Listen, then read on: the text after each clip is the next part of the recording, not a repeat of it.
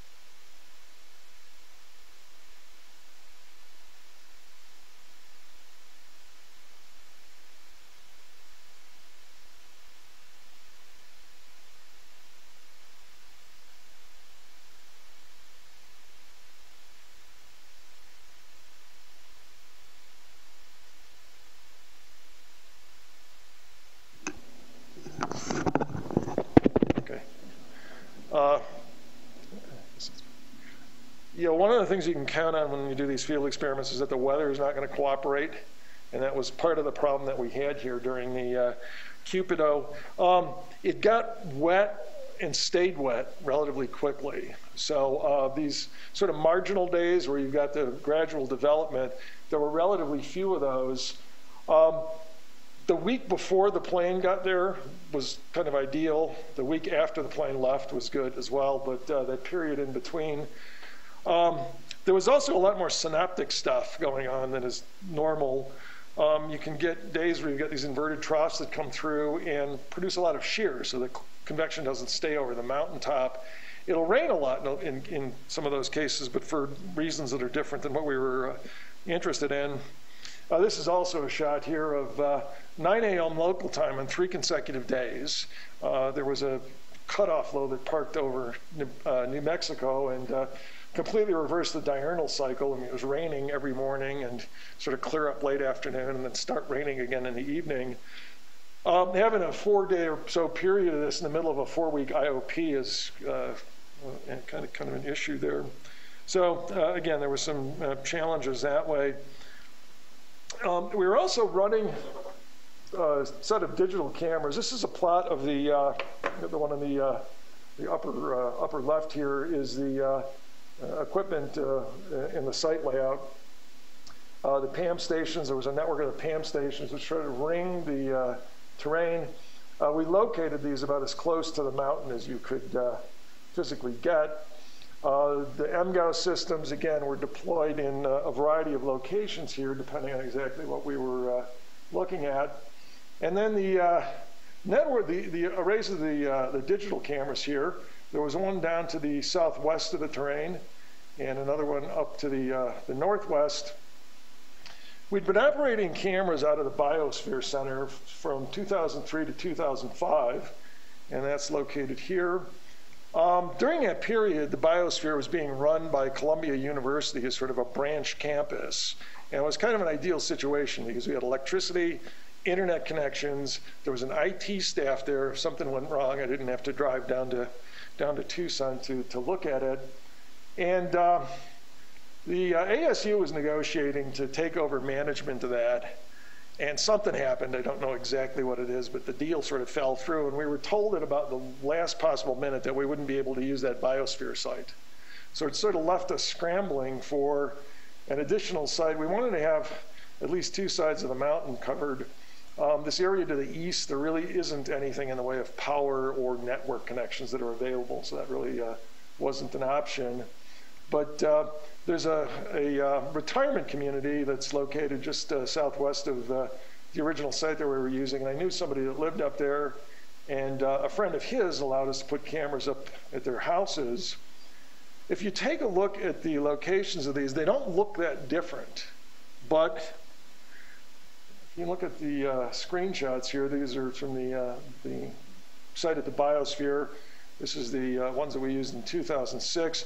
I've got an arrow here that points to a terrain feature that you can use for reference. Basically, we're in a lot closer to that high terrain. And you get great detail in the cumulus cells, but you lose the tops of them fairly quickly. We didn't really have a way of knowing that between the time that we found out we had to find an alternative site until the monsoon. There's no cloud to really test this with, so we're just sort of guessing where to locate the cameras. We also needed enough of the terrain visible for the camera calibration that I'll discuss in a minute. So again, there's a bit of a challenge that comes in with using these. You can't really track the development quite as long as you'd like. The ones down on the Tucson side here were located at the University of Arizona campus. I've lost my mouse here. And they're further away by about a factor of 2 than the original ones. You get a wider field of view, but there's less detail.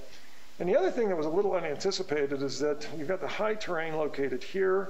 There's a ridge located to the southeast or southwest of that. It's called Push Ridge, and convection starts to build over that as well. So the stuff over the high terrain starts to get obscured fairly quickly by the convection over Push Ridge. And again, that provides some challenges in terms of picking out the initial cells. So again, you know, the sort of classic cases that we were looking for in that time-lapse movie is one of them. We had relatively few of those during the period here. A little bit on the photochrometric analysis here. The theory behind this is pretty well developed. And what you have is a three-dimensional point in space. And then that point projects onto the image plane of the camera. And those 2 points, the point and then the projection, are related through this projection matrix.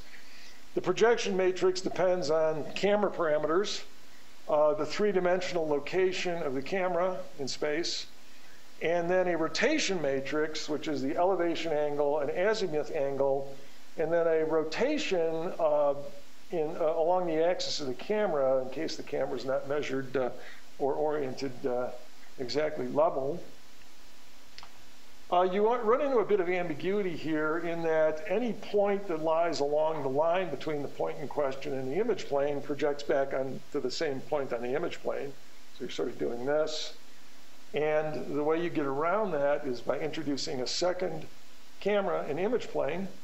So you've got a second camera and image plane here that are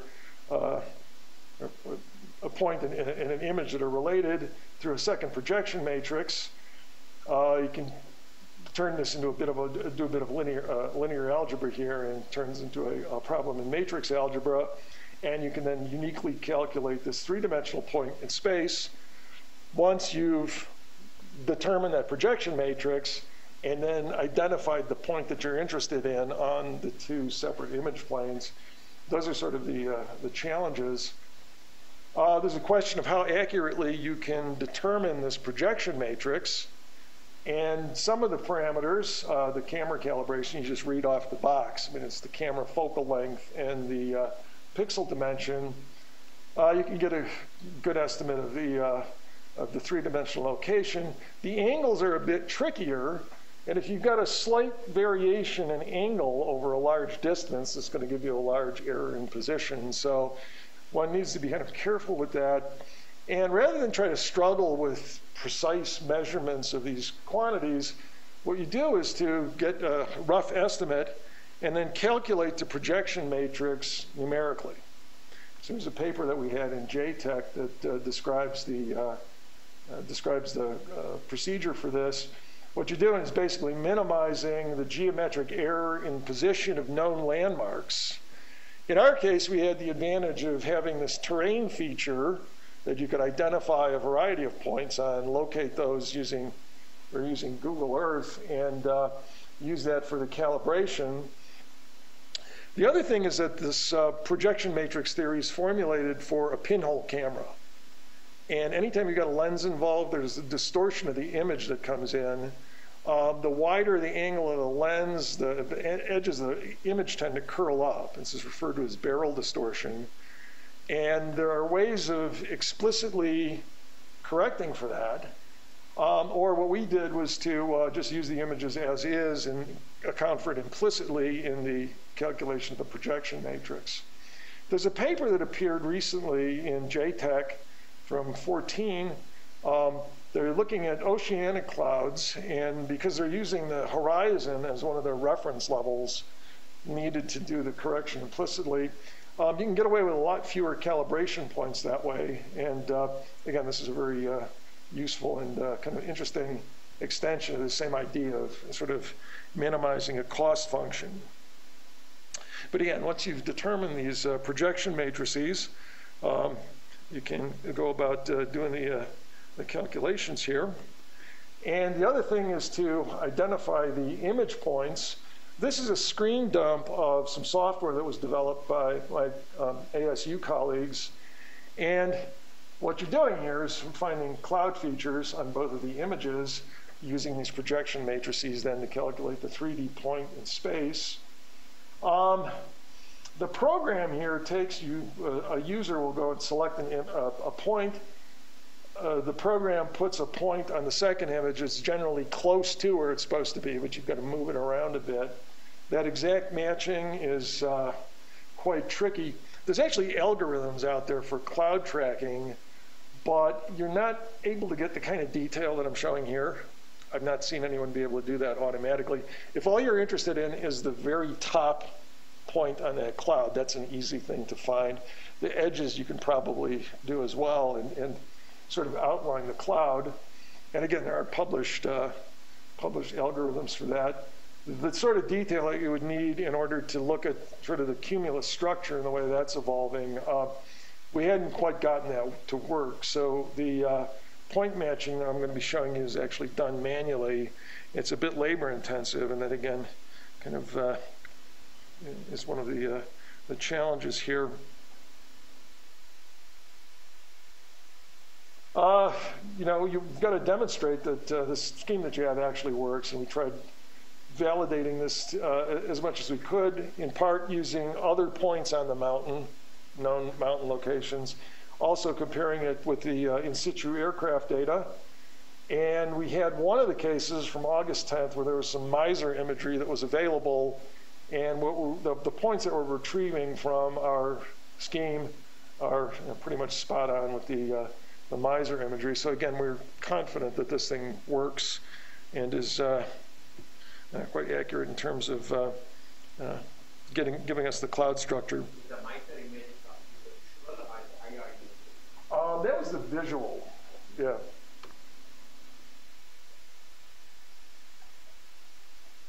Yeah, I think the IR images might have been harder to compare because you're not really sure what the edge that you're looking at is. But yeah, this was a kind of as close to a one-to-one comparison. And this was the only one that we had access to during the period. Some of what we were doing originally was using the cloud points in almost a qualitative sense to get a rough idea what the cloud structure looked like, compare that with some of the in situ data from the aircraft and then also the soundings. And this is a case that was published in the Monthly Weather Review, 2008, I think it was. And what we have here are just a series of still shots. I do have a time-lapse movie at the end. I can show that if we have time. But basically what happens here is you've got a situation where convection is developing over that high terrain.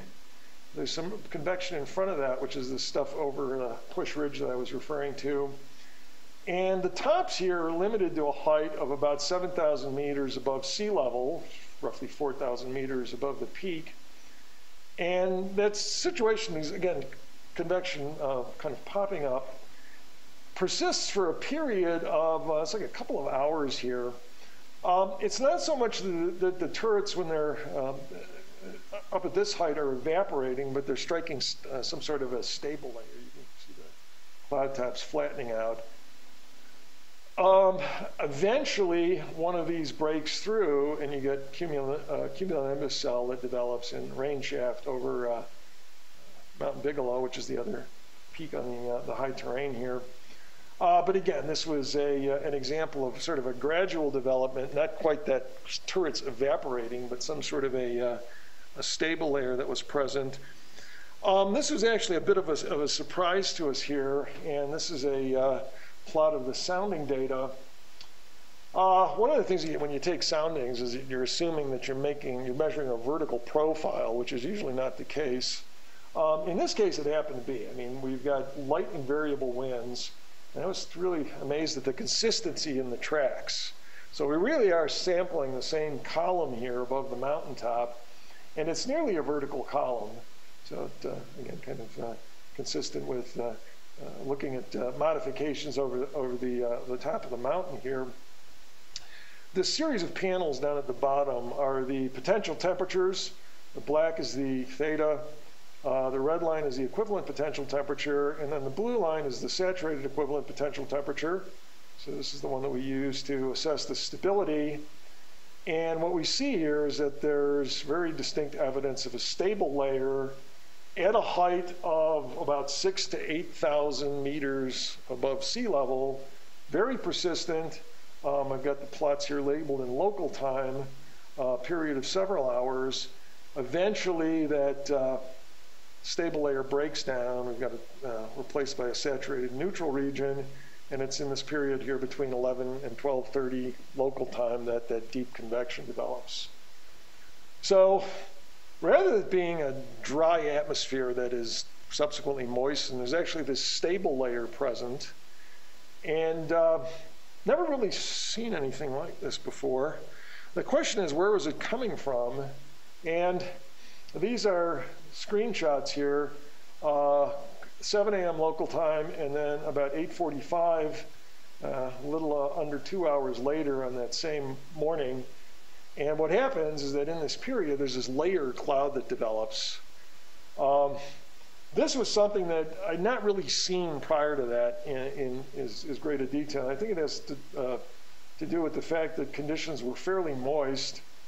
If you look at the movie, this stuff is not advecting in. It's actually forming in place.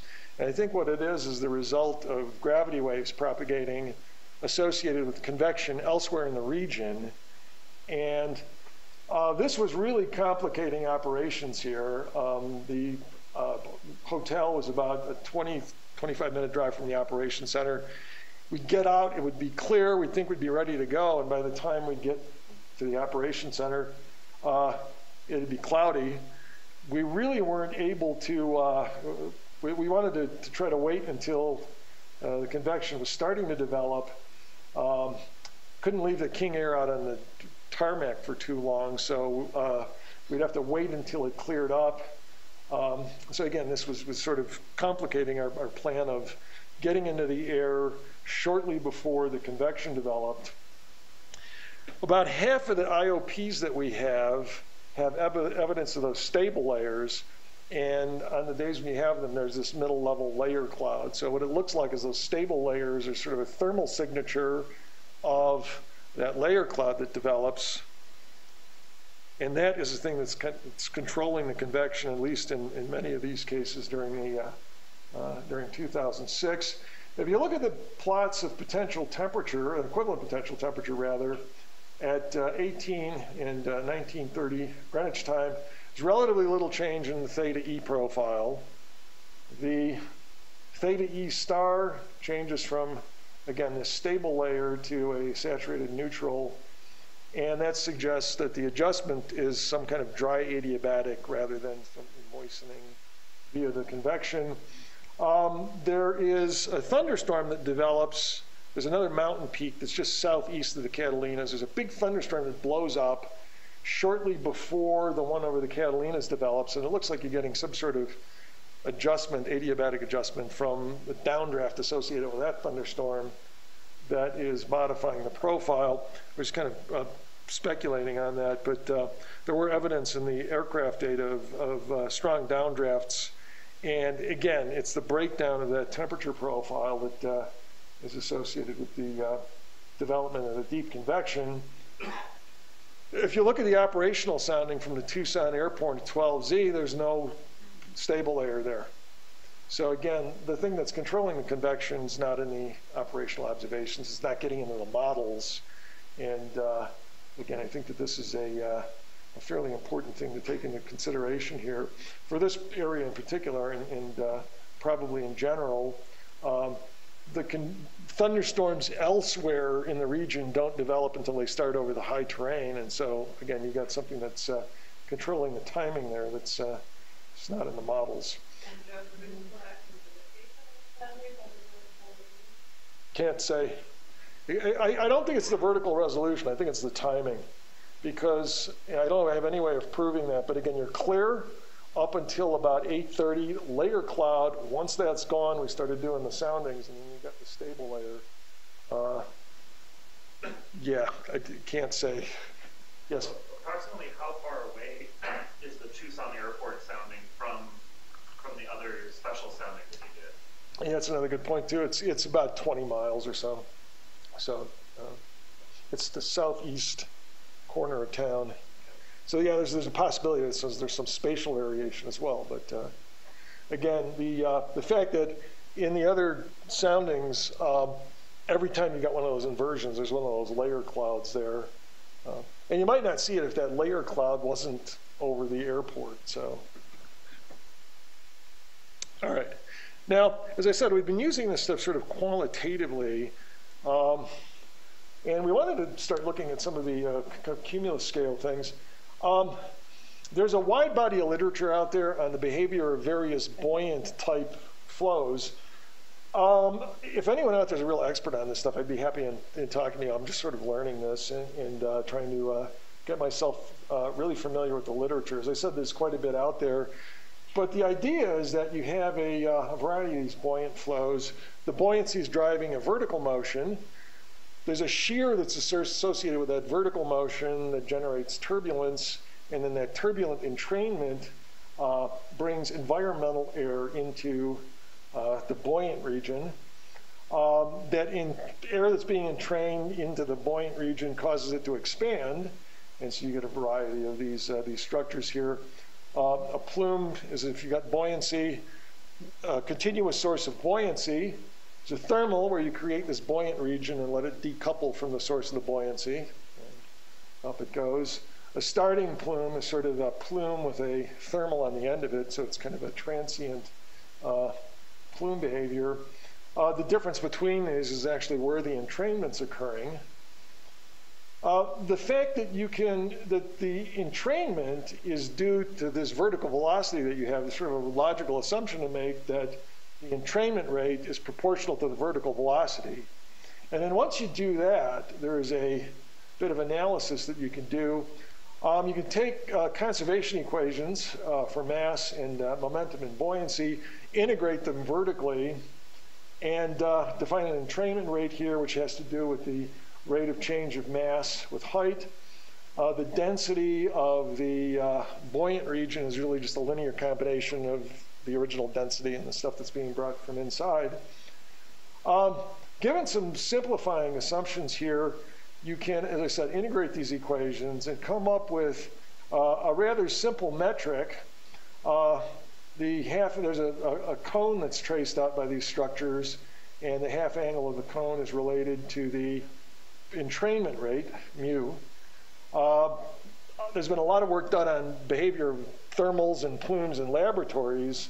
And for laboratory thermals, Turner here showed that alpha is a value of 0.25. Again, there's quite a bit of theory out there. Some of the terminology there, people talk about similarity and self-similarity. And the similarity part of this, I guess this kind of mathematical definition of similarity is that there's a coordinate transformation that renders the equation scale independent. And what that would mean is that this behavior here is independent of scale. So if you get something that starts out this big, it ends up that big. If it starts out this big, it ends up like this. And you get the big one from the little one just by multiplying and scaling it up in size.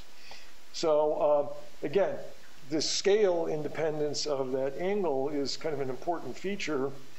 There's also the notion of whether you're dealing with plumes / thermals or whether you're actually imparting momentum to these things, in which case you're dealing with some sort of a jet, either a buoyant jet or sometimes forced plumes is the other terminology for that. That's again, it's a good question there.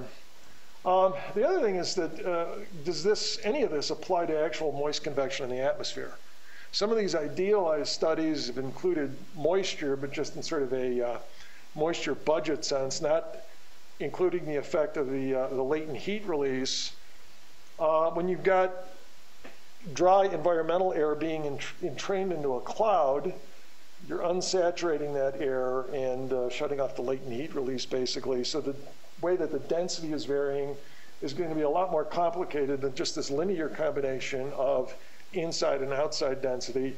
You can think of a whole range of regions where this wouldn't work for real clouds, but we want to see that whether it does or not. And it's also, what is the relevant bit of theory to compare this to, since we don't know what we're really dealing with, a starting plume or some sort of a jet type phenomena where you're imparting momentum. In any case, that's the basic idea, but to try to look in some of these predictions from similarity theory, I put this up here as a reminder of each one of the data points that I'll show you consists of a bit of analysis like this. This was me sitting down in front of a workstation and actually doing these manually. In doing these myself, I realized how few people I would actually trust to do this. the operator has to be very careful. And there's a bit, admittedly, of subjectivity that goes into this as well. I was trying to pick enough points here to draw an outline of the cloud. And any of the stuff that I'll show you here, we're making sort of a big assumption that that outline represents the cross-section of something that is essentially cylindrical. Don't have any way of proving that, but I think it's, again, a fairly reasonable assumption. This software here, as you're generating these points, you calculate the three-dimensional location on the fly, and if you get one wrong, it's usually pretty obvious. It's kind of off the cluster. So if you've picked some feature here, which is actually part of something else, this guy here is probably something that's coming up off the back of the one that I'm interested in. It's usually pretty obvious right away, but again, there is some on-the-fly quality control. Also, the kind of decision-making that goes into locating these nodes here, or picking these nodes, gives you some idea of how you would try to program this if you were going to get a computer to do it automatically. But anyway, we're still working on these things manually. The data that I'll show you here are for 3 different days. Unfortunately, they're all outside of the IOP period, only because we're looking for these relatively dry, slowly developing cases. The first one here, the July 13th case, there is relatively dry, fairly dry air, up about 500 millibars. These other 2, the later season ones, this is sort of more of a typical late season monsoon type sounding, dry at the 400 to 500 millibar level, and something that looks almost moist adiabatic on the way up. Eventually, I think it will be important to characterize the environment and look at the way that some of these, the cell evolution depends on environmental conditions. All right, now again, here is a set of points that were generated here. Each one of the data points on this screen is taken again by generating one of these cloud outlines. I've also scaled these things so that the bottom axis here is 3 hours long, so you can compare the slopes in any of these cases, and so they're spread out in different locations here. What we're seeing is something, if you go refer back to that initial time-lapse movie, these cells are developing vertically, and what I would do on these is track them until they either evaporated, got obscured by something else, or hit some stable layer like the tropopause that started to anvil out. In that case, the similarity theory is not going to apply any longer. So again, there's the stopping point on any of these is a little bit different. But what we're seeing here in all of these 3 cases, this left set of panels is the height as a function of time, cells that are increasing in height with time. What the radius is doing is actually a lot more complicated between the different cases. In some cases, you got a large thing that's kind of collapsing.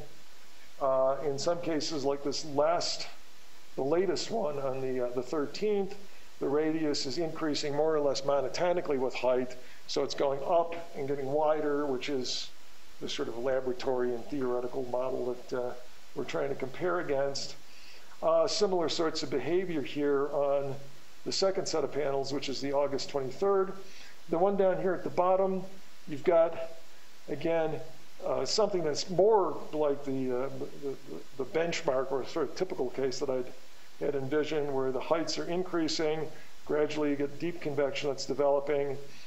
This first series of cells are initially expanding and then starting to contract as the evaporation and saturation of the air really starts to take over, and then a final subsequent deep convection cell developing.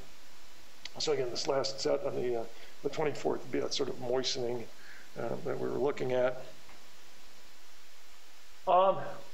The second series of panels here, I'm just plotting the same height as a function of time on the left-hand side, and the vertical velocity determined just by taking a numerical time derivative of the height of the cloud top.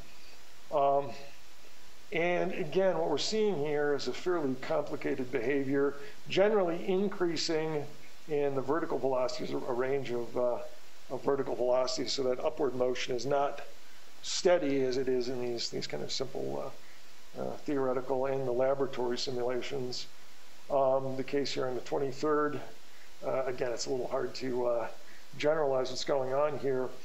This one on the 24th, again, you've got a fairly consistent cluster in terms of the vertical velocities gradually increasing, so the convection is getting more vigorous with time, and then eventually deep convection cell that develops. Okay. And again, we can do these for a number of cases. It's a little hard to generalize what's happening here when the data is plotted this way. You want to start looking at some of these plots of comparing this to similarity theory. Non-dimensionalizing the data is helpful. And what I've got here is a series of plots for those 3 days, the different convective cells that were examined. And we're looking at here is a plot of the radius divided by the initial diameter of the cell. And this is chosen in order to compare it to a paper by Sanchez et al. In 1989, I think it was in Monthly Weather Review. It's a combination of laboratory experiments and then some numerical calculations. Again, we got the radius here divided by the initial diameter. The horizontal axis is the distance traveled, or the vertical extent, divided by that same initial diameter. And what we see here is the plots actually do fall along a line, especially these deeply developing ones. Some of the behavior here is a little bit more chaotic for the shallow convective cells, but we do have a fairly good linear trend in the data here. And what I've got is a linear regression that was performed, and the correlation coefficients are listed here, 0.84, 0.94 for this middle one. So there's a fairly high degree of correlation, and there's a good linear trend there. If we take simply the deep convective cases from each of those 3 days and plot those, you get a little bit better fit. There's a good correlation here of 0.94. What I've done here is plotted these along with some theoretical predictions. This alpha of 0.25 comes from the Turner laboratory experiments. It's also the ones that Sanchez and et al. Compared theirs against. And the dashed dot line is an alpha of 0.44, which is actually the slope of this correlation line. Again, that's related. Once you've got that number, you can go back and calculate an entrainment rate. So we can actually, in principle, infer the entrainment parameter from the slope of this line. The fact that these lines are offset has to do a little bit with some of the subjectivity, again, that goes in to the way that the cloud images are being processed. In the case of a laboratory experiment, you know the exact size of the thing you're putting in, and it tends to get bigger. I, at some point, have to decide what's this initial cloud that I'm going to look at. And the way I would do that is I'd sort of run through these movies, find a good one that you can track for a large amount of time, and then scale it back. That initial starting point, again, there's a bit of subjectivity there, and it always doesn't increase. It might sort of decrease a little bit. So I know I'm not supposed to point at the screen, but you've got a situation here where you're bringing some of these points down.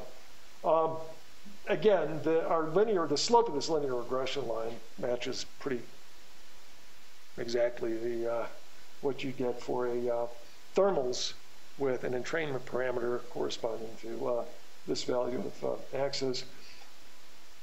The Sanchez et al. Case, they're underestimating the theoretical predictions in all cases. And again, the point of that paper was that they were coming up with a way of releasing their thermals without imparting any momentum. That's the claim that they make, and it seems a pretty reasonable one as well. They sort of surround their negatively buoyant fluid in oil, and then that oil layer eventually disappears and the thing drops down. If you're releasing it with some mechanical mechanism, it's hard to not squirt it in. And so again, the Turners were from the dashed line here is from a laboratory experiment.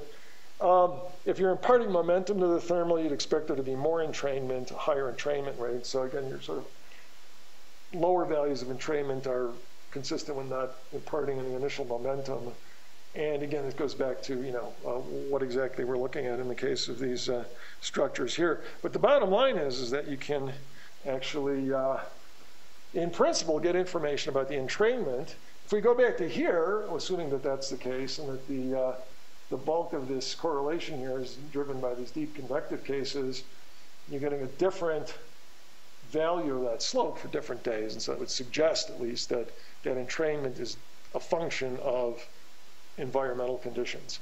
This is, again, a very important result, because if you've got a model, particularly the climate models, you've got to tell it basically how to make the clouds, and you're usually assuming values of this. And so again, we have the potential for collecting some very useful data in terms of the general behavior of clouds. What do we finish in, like, I probably should finish soon. I've got just another couple of slides here. What I did, and there's another example here, to look at an individual cell, again, in the case of the 13th, and looking at the detailed development of that. It's actually this guy here. I've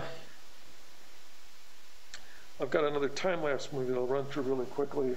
And again, it's this cell here that we're looking at.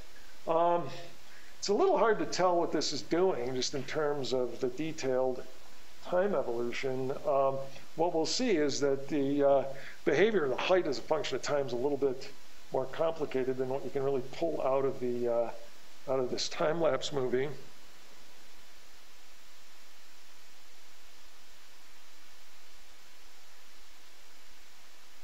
And again, this part of the work was motivated by a study by Charles Warner from '73. It was published in the Quarterly Journal. What we're doing here is outlining this cloud with a lot more points than I was using, to try to get enough points to where you could define a mean radius for slabs. Again, we're making the assumption that this outline represents a cross-section of some cylindrical thing. Once you've done that, you can come up with a model of the cloud as a collection of these cylindrical slabs. Some assumptions about the density give you a mass of these as well. And again, Charles Warner did this for using just standard photographs and sort of tracing the edges. I had a student that was doing the outlines here, and we're again using higher temporal resolution and a lot more points. This guy was really careful, and I was impressed with the quality of the data that was collected. But again, what we can do here is to look at some more detailed behavior. These are just sort of bulk parameters here, where we're looking at the average radius of this cell as a function of time. So it's roughly a 20-minute period that we're looking at here.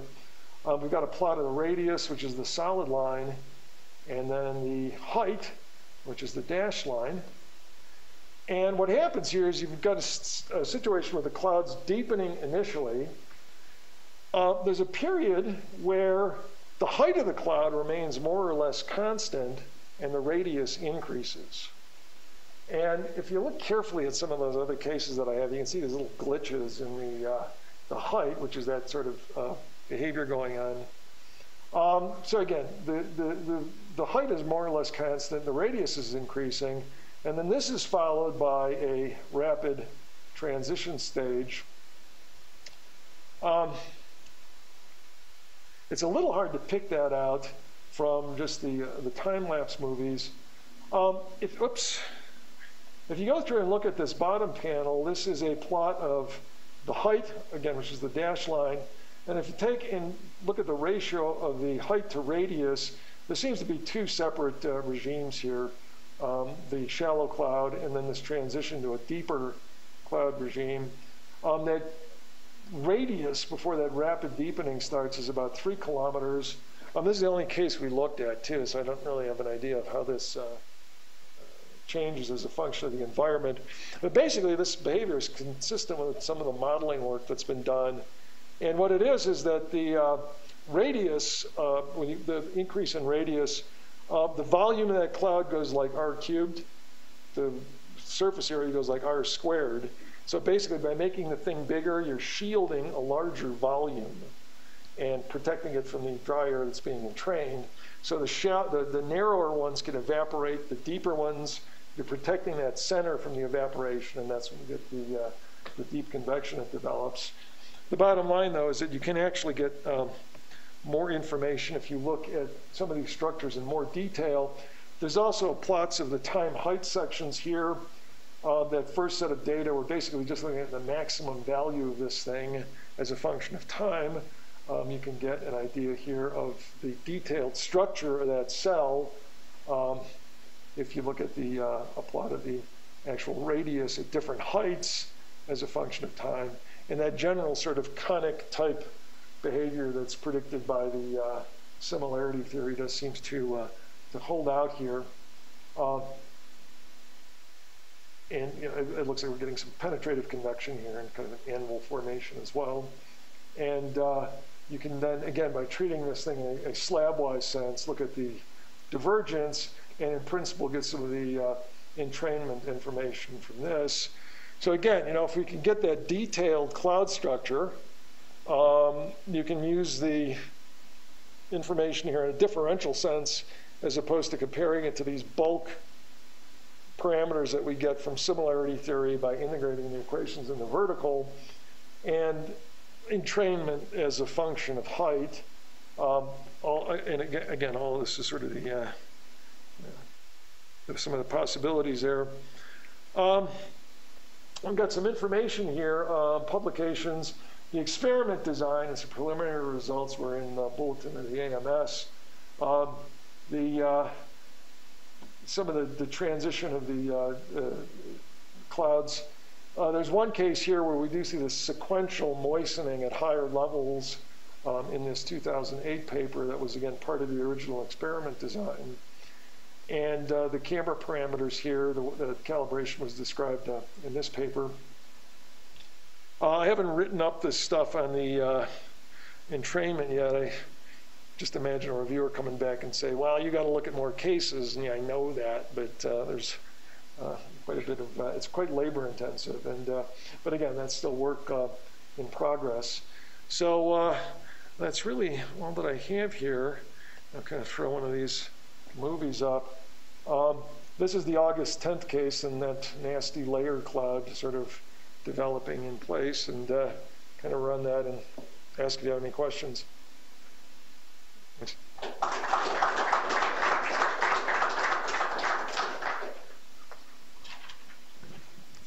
Questions for Joe?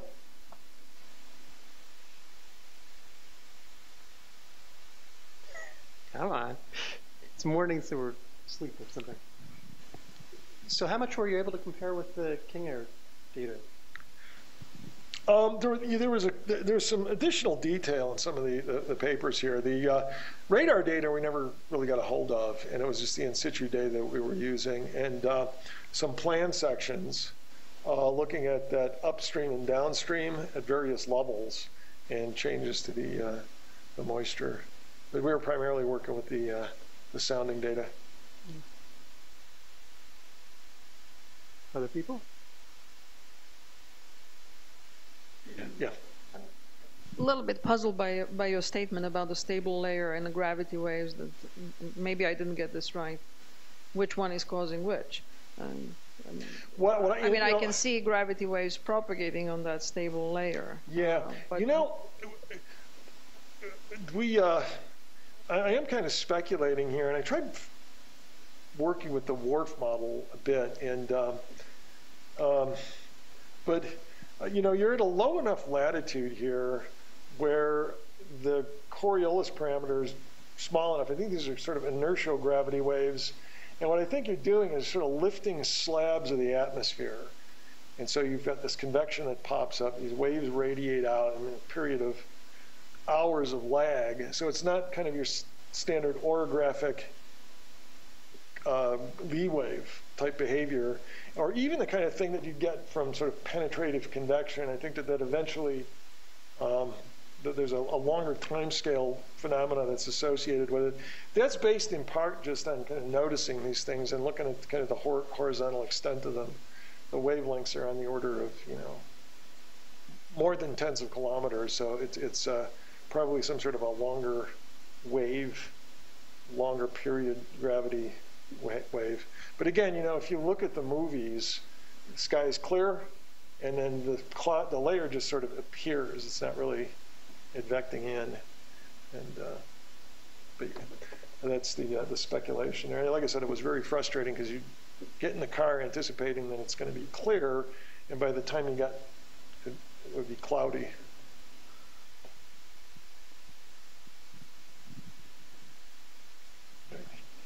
Another question?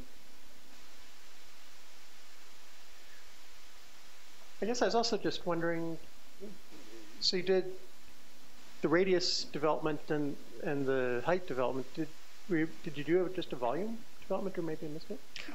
You could do that, and I haven't plotted that, but again, you're making that assumption that the thing is radially symmetric. So yeah, it's just that r cubed, or pi r squared if it's a slabwise sense. And now I haven't done that yet, but the main reason is that we're comparing it with laboratory / theoretical results. That was the radius, so I just was looking at that. Okay.